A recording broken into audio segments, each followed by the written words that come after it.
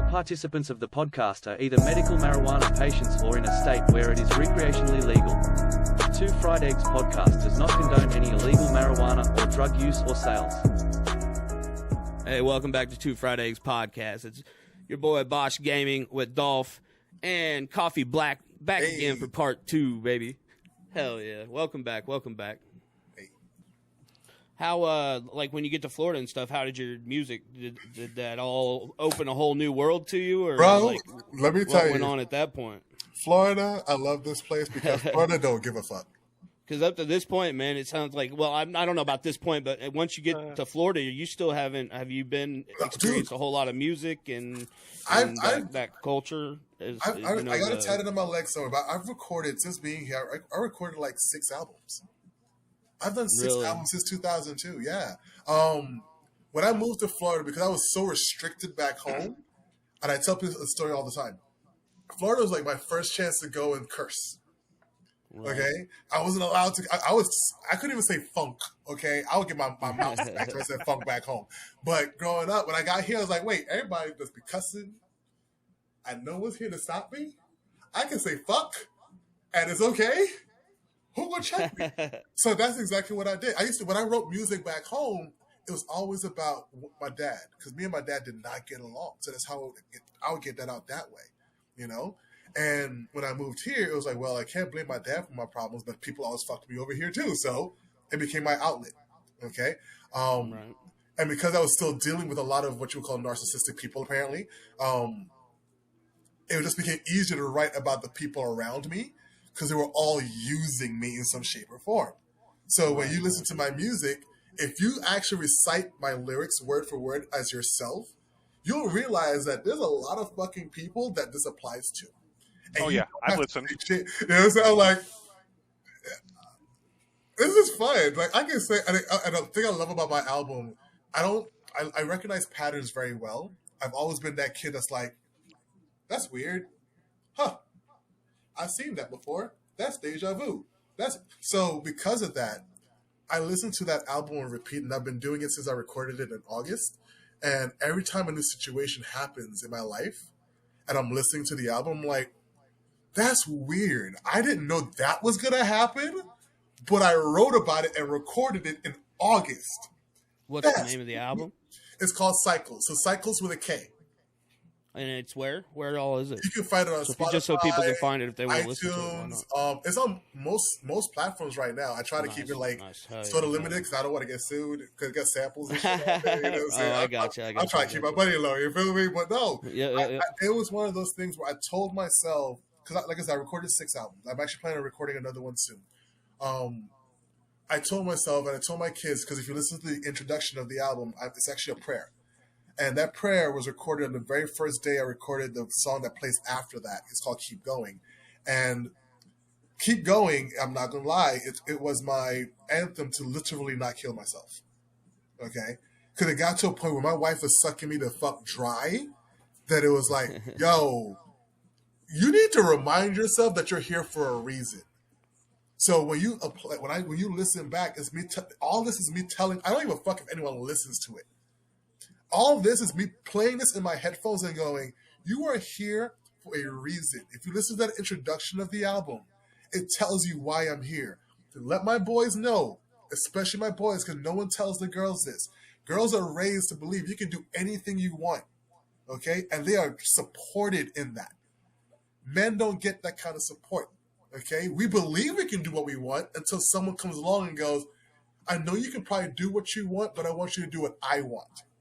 And because you're either cute or you make me feel good, I'll do what you want, and I'll take my eyes off of that, right? And I took my eyes off of music when my kids were born, which is a good reason to, but I realized this year I didn't have to. She just made it hard for me to continue to do it, because when I tried to go forward, it's like, why don't you want me to do this? Like, you know this made me happy, but somehow I'm spending all my time, all my energy, all my focus on you, and you ain't doing shit for me. That doesn't make any sense. So, August was my saying to them, look, you're going to finish this album, you're going to promote this album, you're going to do all the work and show you literally don't need a fucking soul.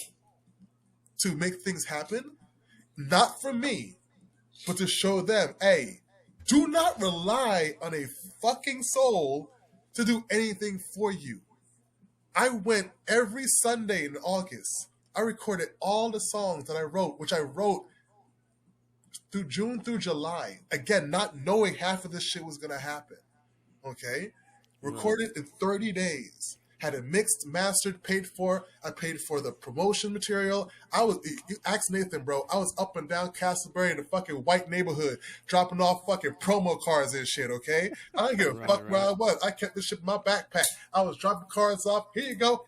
I gave one to that Kava, okay? She was talking about Tupac. My girl was wearing a fucking Poetic Justice shirt. I said, you know what? You got a card on you? I left it in my backpack in the car. She handed me a card. There you go, baby. Boom. If you like Tupac, please listen to my album. You know what I'm saying? And I kept it fucking moving. I caught a motherfucker sleeping at the goddamn... He was slumped, okay? And I told myself, let me see if I can drop this fucking card off without waking his ass. And I did that shit. Walked up on him. You sleeping way too fucking hard in the middle of the brain, bro. Drop that shit down. And I kept the fuck moving. I hope he listened to that shit. Like, somebody stuck about you? Sleeping like that? You tired. Bro, I couldn't do that. I get arrested doing that shit. What the fuck, man? Look, here's the thing. What part of town were you in? Castleberry, man. Yeah, I was definitely got arrested over there. See, here's the thing about me, okay? I know how to be bad, okay? I was a bad fucking kid. I got into fights and shit. I got a fucking fake tooth, okay? Because I tried to ninja kick some kid. He moved out the fucking way. I hit a column, broke my fucking tooth in half. My mom said, see, that's what you get for talking shit. I was like, I was trying to be Bruce Lee for a second, man. I knew he was going to move. He wasn't supposed to move. But you know what? I learned that lesson, and now I got a fake tooth because of it. Wouldn't that be Bruce Leroy? Shut up. So when was how old were you or whatever when you started first making your own music? When I first started recording seriously, I recorded when I was like 16. I had a Radio Shack microphone. I was using a fucking voice recorder on my mom's computer, and a friend of mine used a program called EJ, which was like an early version of like Fruity Loops if you're into that kind of thing. And it was worse, the worst shit you ever fucking heard. But I was like, nope, it was free. I'm going to write to this. I'm going to rap on it. It was terrible. The first song I recorded was a song with my brother. It was called Forget Everything. And I remember giving him the hook and going, I just need you to sing Tell Me Why. That's it. Someone tell me why. And he was like, okay. But then the quality was so fucking terrible, bro. I was like, I like this. I can't keep this, but I like it because it's the first thing we've ever done. And I still have it somewhere online, you know, as a member, it's there. And when I started taking it seriously is when I moved here, when I was able to like free my mouth. But then because I lived with my aunt, I was still kind of restricted. So I really took off when I was finally saying, fuck it, Dad, I need to get the fuck out of this house because they're taking advantage of me here. And he helped me move into Silver Terrace. And from that point, I was on my own. So my day was basically get up, eat breakfast, go to work or go to school, come home, record music, go to sleep, or go to work if I was working a night shift, and rinse and repeat. So because of that, that's that grind I'm on right now, dude. Yeah, man. Straight up. And I got a house. It's a little house, you know, just a little place, dude. I've been at my job 19 years, dude. Just doing the same thing 19 years, bro. I got 3 kids, you know what I'm saying? I was a hustler. I was hustler when I was young. yeah, man. I got dead set in paying, you know, and doing all that stuff, man. And then I'm just now back to where now I'm getting that hustle where I'm, you know, trying to do things outside of that 9 to 5. I just have one question for you, my friend. Yeah. Do you love your job? Absolutely not. Okay. I asked this question because you just said that you've been there 19 years. Yep. And you don't like it. I'm sure there is. There's always a reason, right? I mean, if you think about it, there's always a reason. Man. Kids and money. It's the most money I can make, man. Can I hit you with something real He's quick? got like 45 kids, so yeah. Oh, shit. I got 3 no, kids. you. Oh, well, no, I'm going to have some more, too. I'm going to tell you right now. But no, here's the thing. I'm going to tell you the most realist shit again. My year has been so amazing on top of that. Even though I'm going through all this shit with my wife, okay? Is your dog pissing back there? No, he just messing with my fucking books. Leave my shit alone, bro. Okay. Get out. He squatted like he was. No, he doesn't fuck with my books. I gotta get them shits out of here. I was trying to do a thing and be like interior designer and shit while she was gone. I got my books out here, but no, I gotta move that shit back inside. But not only has my year been the most ridiculously like trying year when it comes to my ex, right? But it's been the most amazing year when it comes to my personal happiness, okay? Let me tell you something. And this is being real. I worked at 24/7 in touch for about I actually don't fucking care because I'm not going back. But about 5 years, okay? I was one of their... We started together. Right. You know, I was one of their best trainers there. I literally helped launch Lyft as a company, as a contact center, okay? I went to Jamaica. I went to Canada. I trained all over I went to Guatemala, bro. I've been everywhere, okay? I've been working since I was like 10 years old, from my dad up until like recently. Like, I finally left them and I went to Twilio. As you can see, I'm wearing the shirt. Twilio, okay? It's a tech company. I don't know if you remember them from when they did the verification for drivers and shit, right? Right. They were the phone. They were the phone number that they used to drive to contact the company. Right. So, what is it again? Twilio. I know that. Yeah, I know that company. Yeah, so I worked for them, right? I actually worked for them up until September of this year. Again, the most money I've ever made in my fucking life. I'm talking 6 figures, okay? I went from making 57 at 24, okay, to making 140 at Twilio, okay? Damn, bro. And here's the crazy part about that. The most fucking money I've ever made in my life, okay? And somehow I was not fucking happy, dude. Like... My wife still made me fucking miserable. I was still paying fucking bills, still shelling out shit for I didn't even want to fucking pay for, but it was made to feel guilty about not paying for. You understand me? I knew what the fuck was happening, but I was like, well, if I don't, then they're not going to be happy. If I don't, then she's going to leave. If I don't, she's going to feel some kind of... I had to come up with all kinds of ways for me to realize this woman was going to take until I could not give you anymore. You know what happened? I orchestrated a way to get her the fuck out of here. She lives in a fucking luxury apartment in fucking goddamn parts of Florida. I don't even want to say, but at the end of the day, a luxury apartment. When I met her, was in college in a fucking dorm room. You understand me? I'm still giving her money right the fuck now. And I'd rather give her that fucking money than have her ass back in my fucking house. You understand me? And on top of that, I got let go from Twilio back in September. Okay, they let a bunch of us go. You know how it works. They hire too many people. You realize they're spending too much money, and they go, well, shit, somebody got to go. Okay, that's fine. As long as y'all pay me. Right. You know what they did? They paid me from September up until the end of November. I ain't had to do shit. I was here raising my motherfucking kids. Again, ask Nathan. I walk around the fucking neighborhood on some Bison Riders shit, okay? He was too. Okay, I'm going to Fresh Market and shit, okay? I'm talking to people like, hey, how y'all doing? Look, I was the happiest I ever was in my fucking life. The only time I was upset or unhappy wasn't even at my kids. Is when this woman showed up to the house. And I'm like, why are you here, bro? Leave me alone. Like, I'm happy. You know what I'm saying? And it was like, it's like, you don't want me to be happy. And I had to realize that. And then when I realized Tony was going to pay me a severance on top of that, bro, I ain't got to work until March, dude. I'm good. I don't have a job. That's dope. Right. Yeah. I'm telling you, and I don't worry about shit. That's why I try to tell people. I spread this out to everybody right the fuck now. Bro, if you are not happy in some shit, I don't give a fuck what it is. A job, fucking relationship, kid, if they're not making you, fuck that. It is up to you to say, hey, you ain't doing what you're supposed to do. You gotta fix your way of doing things for sure. You know what I'm saying? And that's exactly the move I'm on right now, bro. Straight up. I've been doing the Twitch thing and promoting other things and doing the podcasting now and just branching out and doing different things.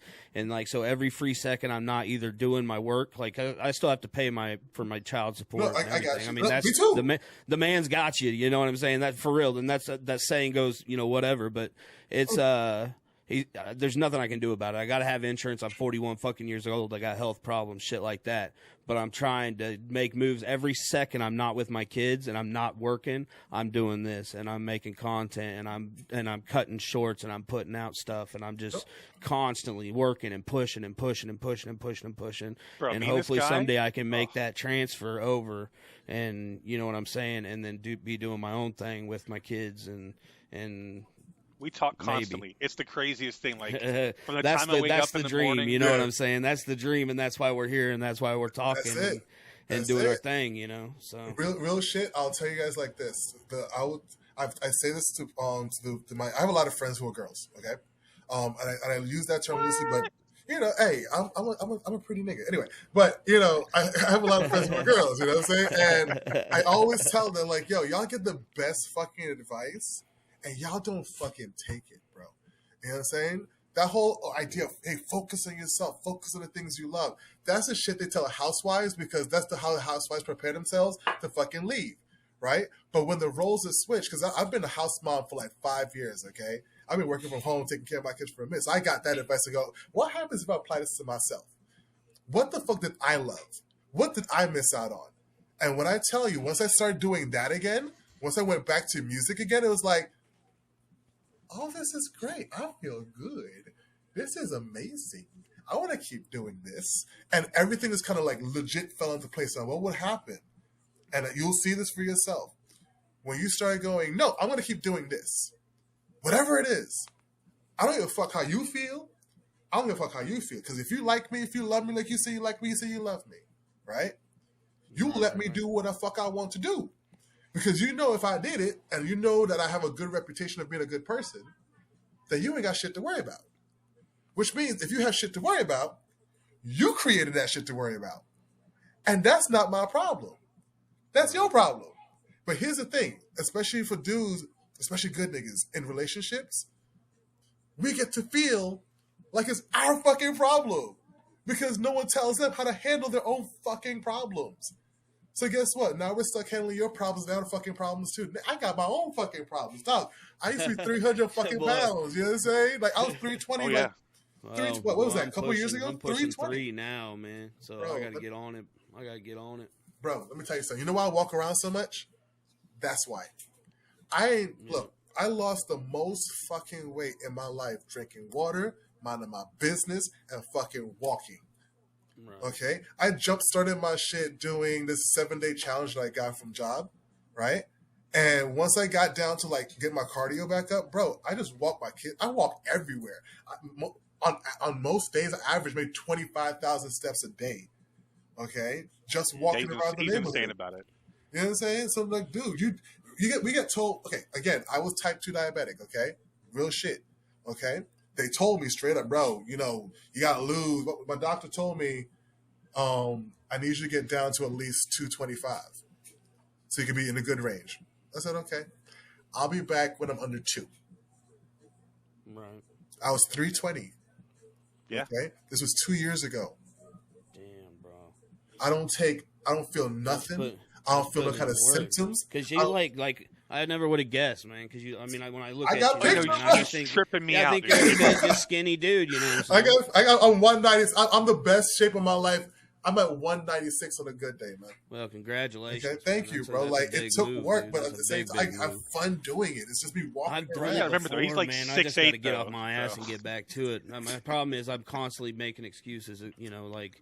There's just no more time. There's no more time. I'm doing this. Bro, there's always time. This, like I walk. I don't give a fuck what it is. I wake. I got insomnia, so if I get up at like 2-3 o'clock in the morning, my kids are straight. First of all, I got an alarm system. I got cameras all over the fucking place. You know what I'm saying? So it's like, okay, cool. Top of that, bro, my neighbors know the fuck who I am. They know me. They actually like me. My neighbors like me. They didn't like her too much, but they fucking like me. Okay, so as far as they're concerned, you know, they watch out for me. You understand? And I had to realize that they were. It was like, you know, you have guilty by association. You have liked by association, right? Like we like you because we love him. All right.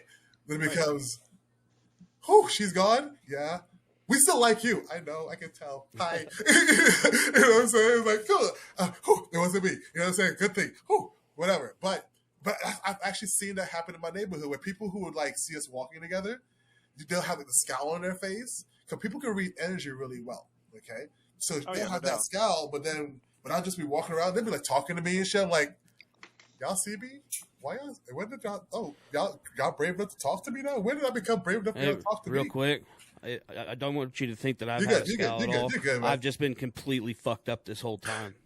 Like, completely fucked up. So no, you're good. If I've ever looked blank face, it's because I'm sitting here and I'm like listening, just chilling. And I'm like, God damn. Let me tell you something, bro. Okay, I will what we call that a trauma response, dude. Okay, I would need you to calm down. I've been trying to keep my composure this whole time. This has been a wild ride, dude. And dude, the conversation's great, man. I appreciate you. No problem. We call that trauma response in the industry. Okay, like you're good, bro. Like that's the one thing I've always been like super like weird about.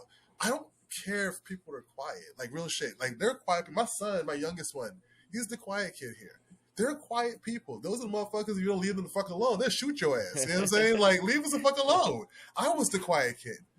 Riston's a quiet kid, absolutely. I'll trust and believe. So I will leave you the fuck alone unless I see that we have something in common. You know what I'm saying? I come along with fucking Woody and Buzz, bro. Okay, like if Andy's in the room, like shit, what we doing today? What we doing? You know what I'm saying? But if it's like Sid, fuck out of here. I'm get the fuck out of here. Nope, I can't deal with you. I gotta go. And again, I'm that kid who will tell you that aliens are real and I'm from Neptune and like how I'm that kid. You know, like my whole journey this year has been literally going. If shit don't make sense all the time, I'm just gonna stop making sense of shit. You understand? And just go with sense that makes sense to me. What makes sense to me? I like doing music. I like taking care of my kids. My wife is not taking care of me. Whoa, wait a minute. How did that happen? Okay, and it was like, oh, let me just keep going that way, because this is what I want. I want this. This feels better. I'm going to. Oh, you mad that I'm going over? So there must be some reason why I can't go this way. You don't want me to go that way. Why? So let me ask you a question. Yes. How long ago did the breakup happen? Because I'm gonna be honest with you, like I didn't recognize it probably till way late on Facebook because I'm just not that guy. So I will tell you. Are you talking like actual or like emotional? Yeah, like how long are you a year out or 6 months out? Are you 3 days out? There's time. There's two different timelines to that. But it means understanding how I got here in the first place. Okay. Okay. I can tell. I was able to tell there was something wrong in my relationship at the beginning of the pandemic, because I'm not gonna say I'm a yes man. Like I'm more of a person who goes, if it's not gonna fuck with me, I don't give a fuck what you do. Okay, if you don't fuck with me, hey, I'm cool. Right? See, that's the same way I am, man. Just let me live my life. Exactly. Don't affect my pocketbook. You know what I'm saying? Exactly, bro. And leave me the fuck alone. Exactly. That's leave me the fuck alone. So what happened is that at the beginning of somewhere around, I can't remember exactly when, but my wife and I were having a lot more fights. Okay, and she proposed the idea of having an open relationship.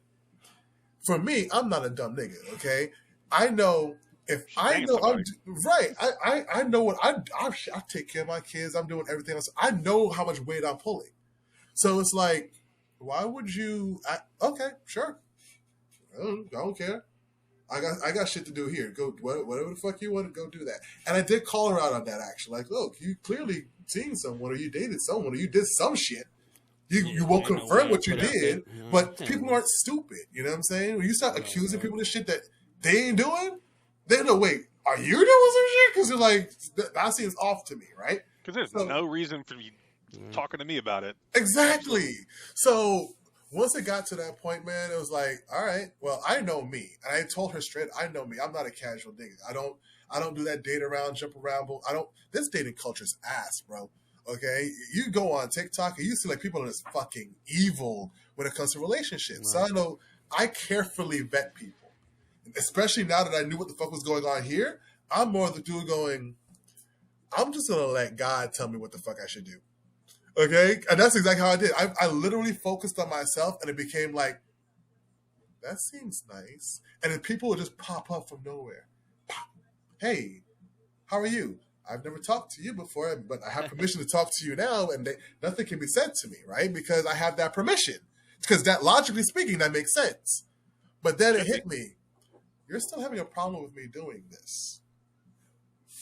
Why do you have a problem with me doing this if you said it was okay for me to do?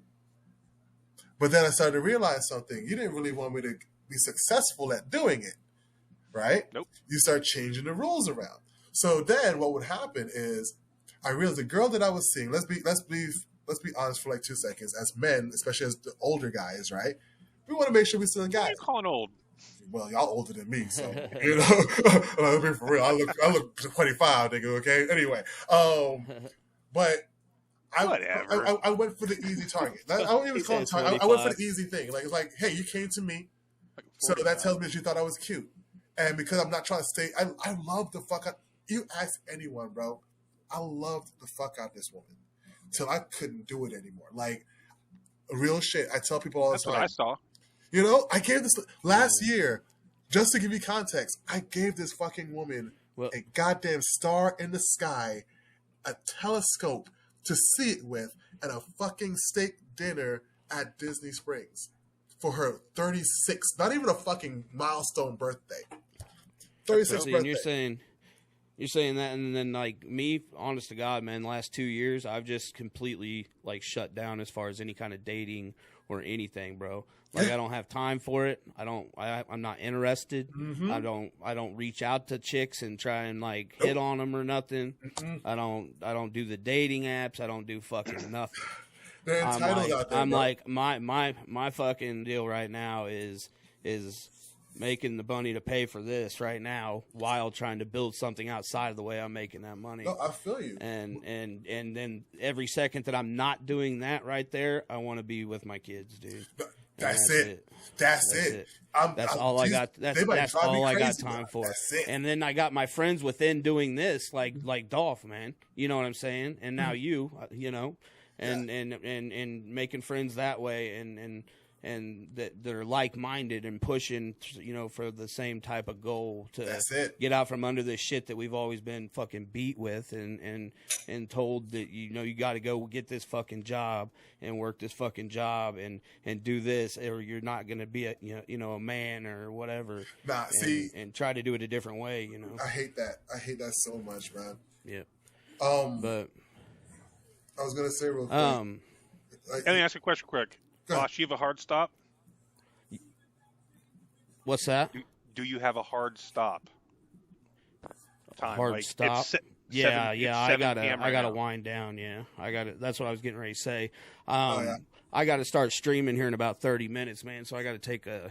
You know, we're gonna have to wind down, but it's been great conversation, man, for real. No, I it sounds like we're all kind of on the same type of page. You know what I mean? Like we are kind of trying to branch out and do some different things, and you know, try to make a living in a way that you still love life. You know, that's it. That's a big thing, bro. man. Like I'll be real. I just signed up for fucking OnlyFans, bro. Like I realized the other day, I might be able to get a decent gay audience out there. You think I'm fucking playing? No, I'm good. I don't care. You know what I'm saying?